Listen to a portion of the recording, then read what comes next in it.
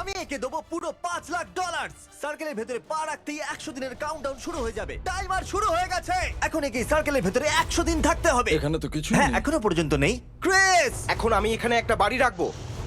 এটাতে আমার কনফিডেন্স আরো বেড়ে গেছে। আপনারা জানতেন একটা বাড়িকে ক্রেন দিয়ে ওঠানো যেতে পারে? আমার এটার একদম এক্সপিরিয়েন্স নেই। এটাকে কিভাবে নিচে রাখে। ও Oops! ওই সিঁড়িটা সাবধানে।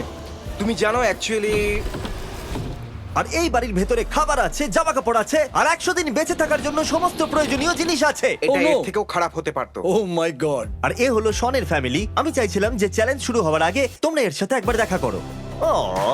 তুমি নিশ্চয়ই জিতবে। তোমরা সবাই দেখতে পাবে আমি $5,00,000 নিয়েই বাইরে বেরোবো। আমার বিশ্বাস আছে। সবাইকে খুব মনে পড়বে। এবার আমি হয়তো কেঁদে ভিডিও ফেলবো। সবে মাত্র শুরু হয়েছে আর এর মধ্যেই সবাই ইমোশনাল হয়ে পড়ছে। গুড লাক, $5,00,000 তোমার জন্য অপেক্ষা করছে। আমি সত্যি ইমোশনাল হয়ে পড়ছি, কিন্তু 3,00,000 ক্যালোরি আর 100 দিন।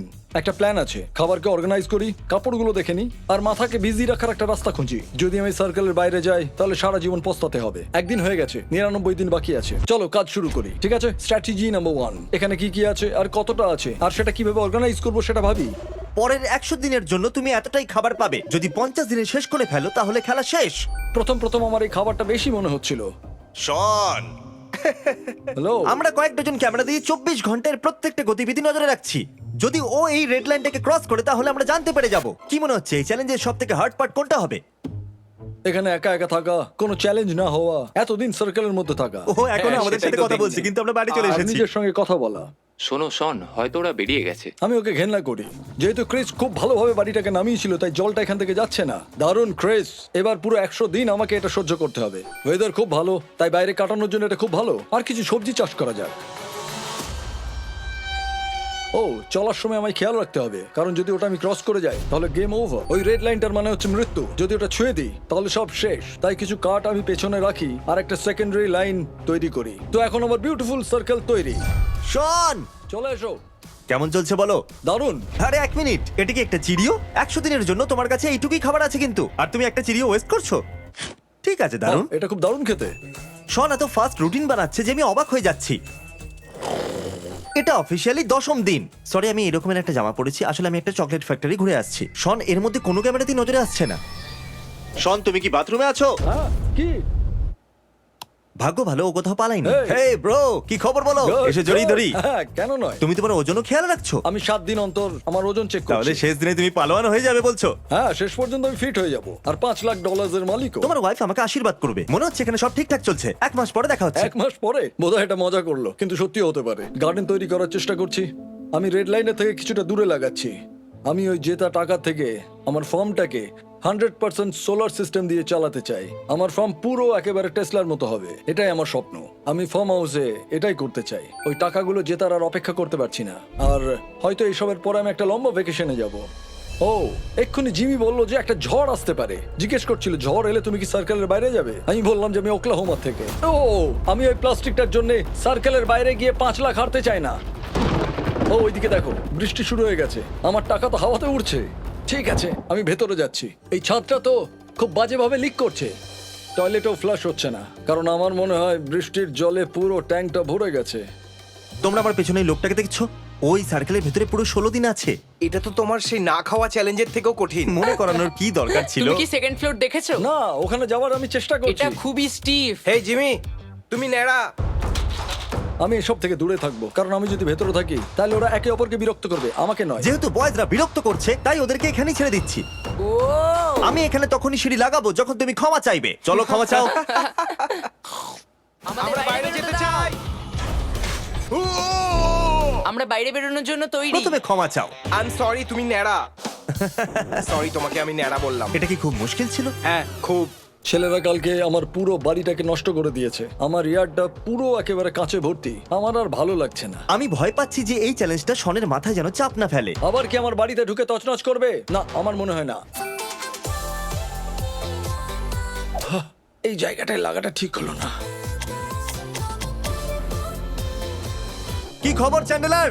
আমার ভয় লাগছে। হ্যাঁ, আমিও পাচ্ছি। আমরা এই দোলনাটা 2 ঘন্টায় লাগিয়েছি। আমাকে নিচে নামাও। শনি, তোমার 25 দিন কমপ্লিট হওয়ার খুশি উদযাপন করতে আমরা এখানে একটা মেলা লাগিয়েছি যাতে তুমি মজা করতে পারো। কি দারুণ! সোজা নেটের মধ্যে যাবে। ও, ওরে বাবা! ওহো আরে প্রথমবারেতেই কি দারুণ। এই খেলাটা আমার একদম পছন্দ হয় ও মাই গড, আমার উচ্চতায় ভয় লাগে। 25 দিন কেটে গেছে, তোমার কি মনে হয় তুমি 100 দিন থাকতে পারবে? তাতে কোনো সন্দেহ নেই। এই কম্পিটিশন একটা বড় বলিদান। আমি আমার বাচ্চাদের সঙ্গে সময় কাটাতে চাই। তাড়াতাড়ি ওরা বড় হয়ে যাবে আর চলেও যাবে। এটা খুবই কষ্টের।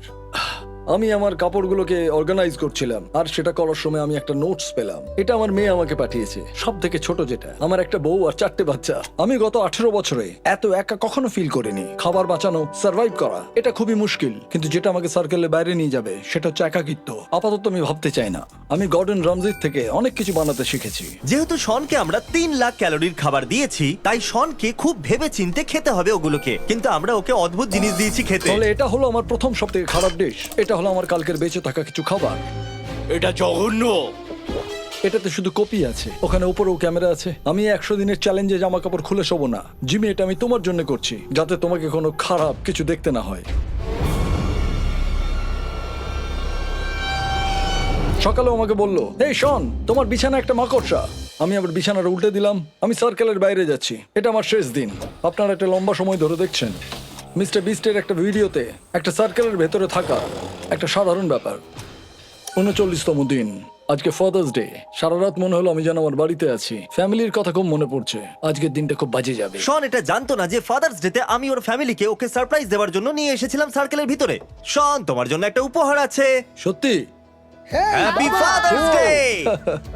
বাবা, একে এখানে ফাঁসানোর জন্য আমার খারাপ লাগছে। এরা উপহারটা কেনার আগে আমাকে একবারও জিজ্ঞাসা করেনি। আর আমি একটা ছোট্ট বাচ্চা তার বাবাকে উপহার দেবে সেটাতে কখনো না বলতে পারি না। তাই আমিও চলে এলাম। ঠিক আছে, আমি Oh এটাকে my অ্যাপ্রুভ করছি। God. এটা একটা ভালো গিফট। হ্যাঁ। আর তুমি শুধু এই উপহারটা পাচ্ছ না, তার সাথে এটা 24 ঘন্টা তোমার সাথে থাকতেও চলেছে। ও তাই? তোমরা এখানে খুব বোর হবে। ওগুলো কি আমার ড্রয়িং ফ্রিজে? হ্যাঁ, ওগুলো তোমারই ড্রয়িংস। ওটা ও ছোটবেলায় তৈরি আমি করেছিল। ভাবিনি যে তুমি এগুলো রেখে দিয়েছো। ও, ওই তোমার বউ। ও, শন প্রায় 1 মাস হয়ে গেছে নিজের পরিবারের সাথে দেখা করেনি। তাই আমি পরের দিন পর্যন্ত ওদেরকে একটু প্রাইভেসি দিলাম। Love you. ও রেড সার্কেলের বাইরে গিয়ে খুব আনন্দ পাবে, তাই না? হ্যাঁ। অনেক অনেক ধন্যবাদ জিমি, আমার খুব আনন্দ হয়েছে। এটা একটা নতুন দিন। আর এখানে রায়ান এসেছে, যে পুরো আমেরিকা ঘুরে আমাকে এই পেনিটা দিতে এসেছে। হে গাইস, শন, আমি ভিতরে আসছি। এসো। জানো এর হাতে কি আছে? একটা পেনি। আচ্ছা বলো, এর হাতে এই পেনিটা কেন আছে? আমার বাচ্চারা এর ব্যাপারে আমাকে ও বলেছিল। না, হ্যাঁ, সত্যি?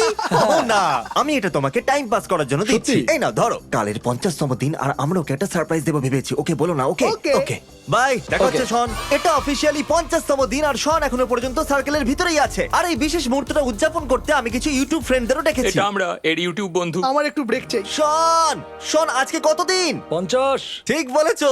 তোমার সামনে এখানে পুরো $1,00,000 ক্যাশ আছে। যদি এক্ষুনি বেরিয়ে যাও তাহলে তুমি এটা রাখতে পারবে। না, কিন্তু কেন? $1,00,000। আমি এখানে আরো কিছুদিন থাকলে 5 লাখ পেতে ও পারি। আচ্ছা, এটা যদি 1.5 লাখ হতো তাহলে কি করতে? সেটা কি যথেষ্ট? যদি 4 লাখের ওপরের অফার হতো তুমি তাহলে পাগল হয়ে গেছো। $4 লাখ? যাই হোক, ভেবেছিলাম তুমি হ্যাঁ বলে দেবে। এই জন্য আমি একটা মার্চিন ব্যাংকেও ডেকেছি। ব্যাংকে এখানে নিয়ে এসো। খুব Oh ভালো। God. ওয়াও। 50 দিন। জানো এই ব্যান্ডের বিশেষত্ব কি? এরা এখানে পুরো রাত বাজাতে চলেছে। Good luck.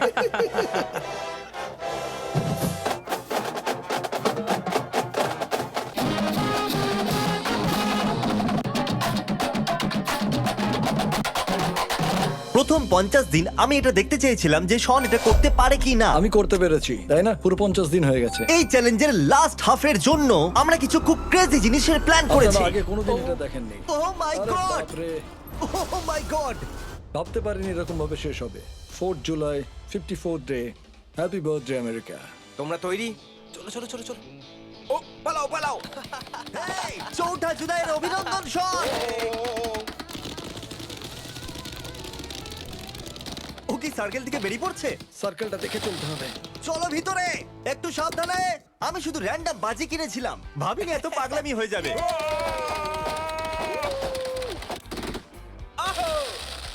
ফায়ারিং থামাও, থামাও ফায়ারিং।